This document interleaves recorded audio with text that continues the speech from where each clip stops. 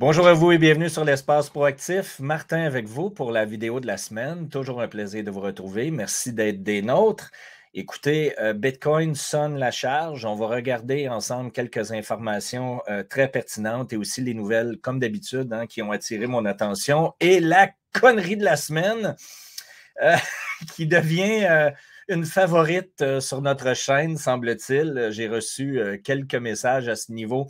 Les gens apprécient la connerie de la semaine. Donc, on va regarder ça ensemble, mais je vous garantis que la connerie de la semaine est du top niveau encore une fois cette semaine. Donc, très bon commentaire de Zero Edge sur Twitter. Vous savez, je suis Zero Edge et je sais que plusieurs d'entre vous aussi les suivent.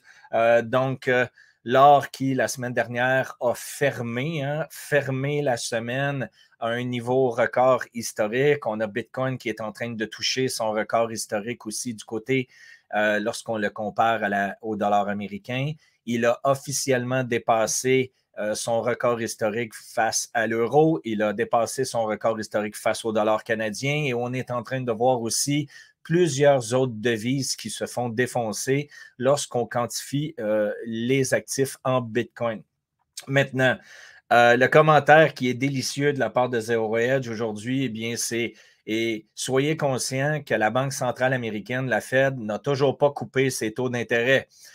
Vous savez très bien que l'année dernière, Jerome Powell avait mentionné qu'il était pour avoir jusqu'à environ 7 coupures de taux en 2024.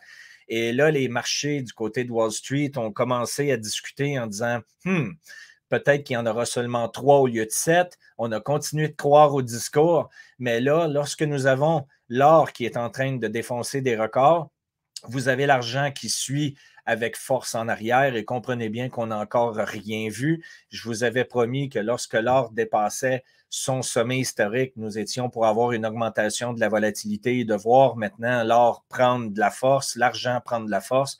Et comme dit un peu plus tôt, Bitcoin mène la charge en ce moment. Et il y a des belles opportunités qui se présentent en ce moment et on va regarder ça dans quelques minutes. Donc, la Fed qui est coincée parce que, évidemment, il y a plusieurs pays qui sont maintenant officiellement en récession, alors qu'on sait très bien que tout ça est maintenu par de la devise imprimée, n'est-ce pas? Mais là, la Fed a dit qu'elle voulait diminuer les taux alors qu'elle n'est pas en mesure de le faire. On a eu l'impression d'avoir une diminution de l'inflation, mais comme on l'a déjà vu dans le passé, cette inflation-là va continuer d'augmenter alors que la dette américaine, nous sommes rendus à 1 billiard de dollars d'impression monétaire actuellement, d'augmentation de la dette, pardon. À chaque 100 jours de période. Et il n'y a personne au niveau du gouvernement américain qui parle de couper les dépenses. Au contraire, on continue de stimuler, on parle de guerre et ainsi de suite. Donc, vous avez compris la direction à venir au fil des prochains mois et des prochaines semaines. Maintenant, ce qui est intéressant de se constater aujourd'hui, eh bien, alors que Bitcoin continue sa poussée vers des nouveaux sommets, la ligne orange que vous voyez ici en dessous est la moyenne du secteur minier. Donc, j'ai pris en exemple ici un ETF, qui est un produit financier, qui s'appelle le Valkyrie Miner ETF, qui représente une valeur moyenne d'un panier, en fait, de mineurs de Bitcoin. Donc, c'est un prix moyen sur plusieurs mineurs, ce n'est pas sur un seul. Et vous voyez clairement qu'il y a un retard en ce moment sur les derniers mouvements, alors que Bitcoin prend énormément de force. Les mineurs n'ont toujours pas suivi la parade au fil des derniers jours. Donc, présentement, très belle opportunité qui se présente. Il est inévitable que les mineurs devront continuer leur lancée haussière pour rattraper le prix de Bitcoin.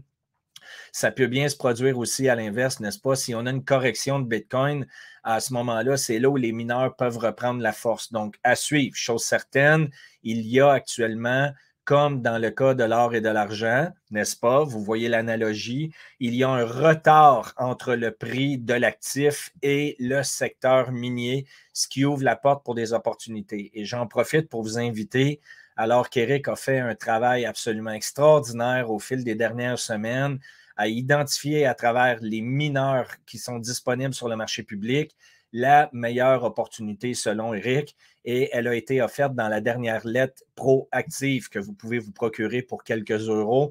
Je vous invite à vous la procurer. C'est une belle période pour considérer une position dans le mineur en question qui a été présenté et aussi toutes les informations qui ont été partagées face au secteur du minage Bitcoin. Donc, beaucoup d'informations pertinentes pour vous. Vous le savez, nous ne faisons pas de conseils financiers ici. Nous n'émettons que nos opinions. Je vous le répète. Donc, jetez un œil de ce côté-là. Ça peut être une opportunité très intéressante pour vous. De l'autre côté, maintenant, on continue. Ça aurait pu être la connerie de la semaine, mais bon, j'en ai une meilleure, j'espère. Sinon, commentez directement dans la vidéo d'aujourd'hui à savoir si celle-ci est meilleure que celle que je vais vous présenter à la fin de la vidéo.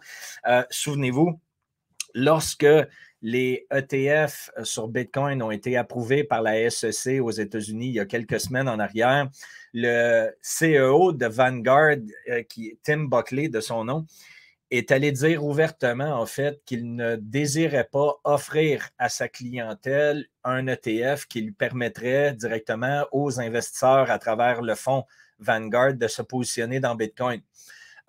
Et il a sorti cette nouvelle-là la journée où les ETF ont été approuvés. Là, qu'est-ce qu'on est en mesure de voir aujourd'hui?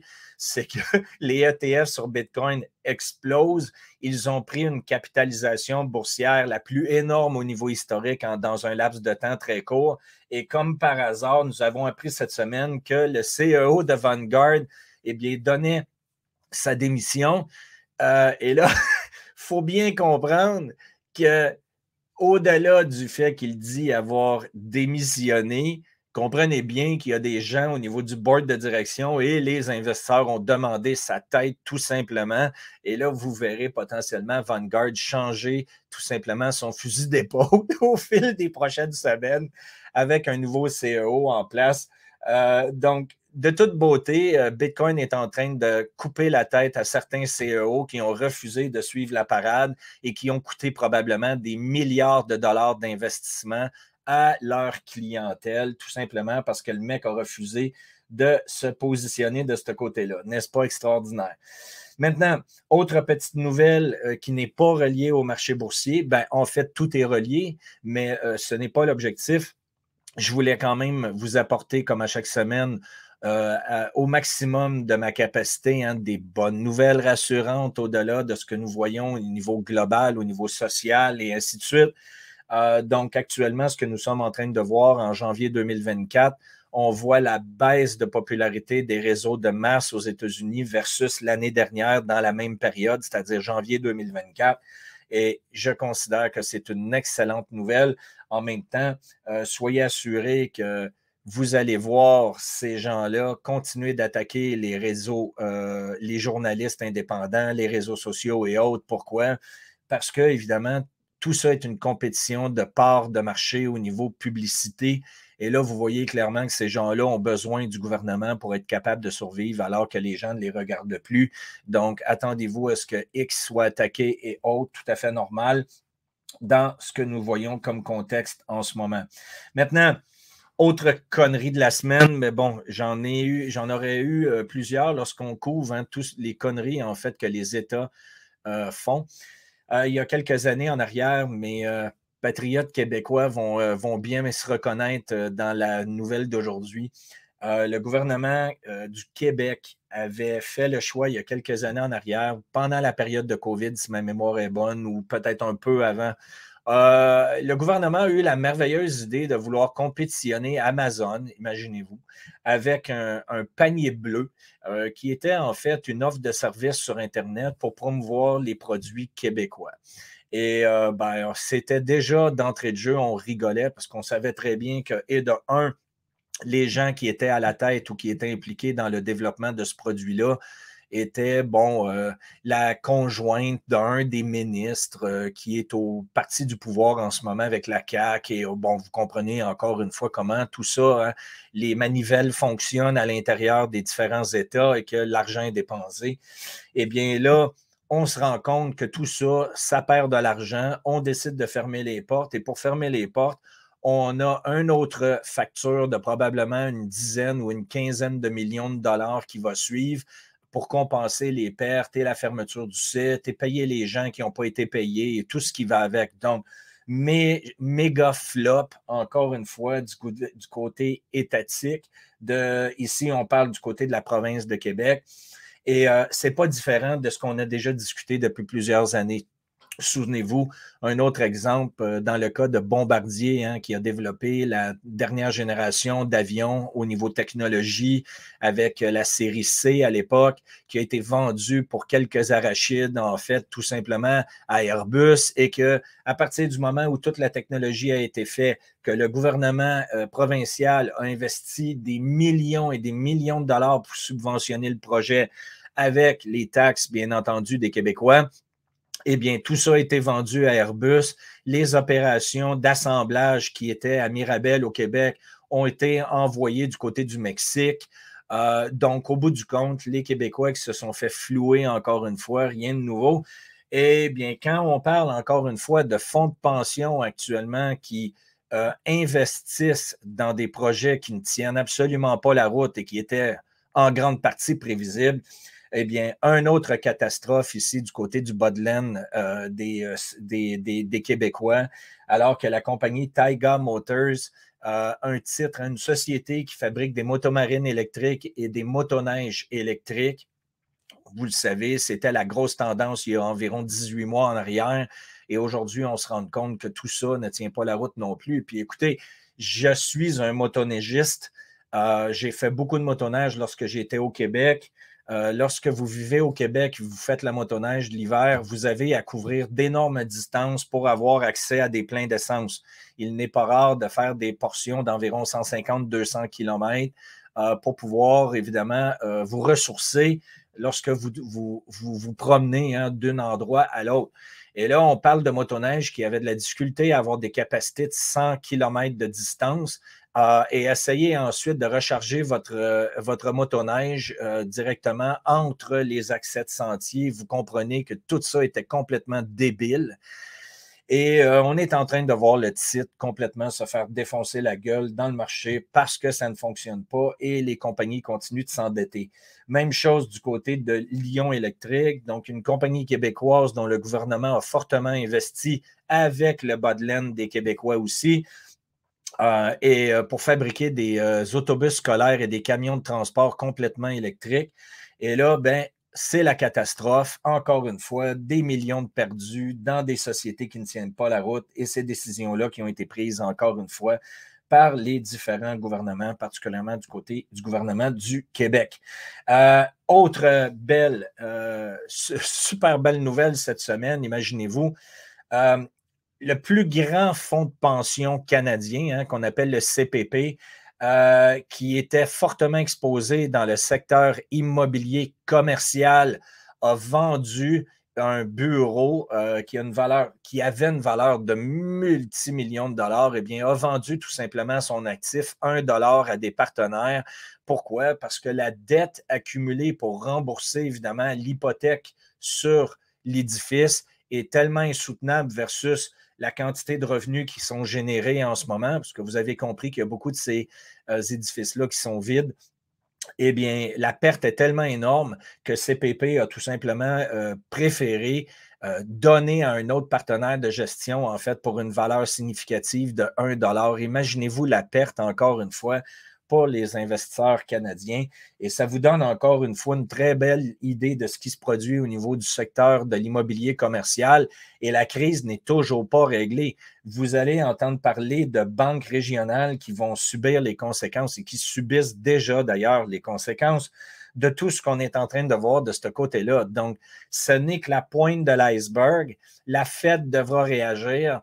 La seule capacité qu'elle a, c'est d'imprimer de la dette encore, ce qui va augmenter l'inflation, qui va accélérer cette inflation-là et par le fait même créer une inflation aussi au niveau des prix, ce qui est tout à fait légitime. Maintenant, la connerie en bonne et due forme de la semaine.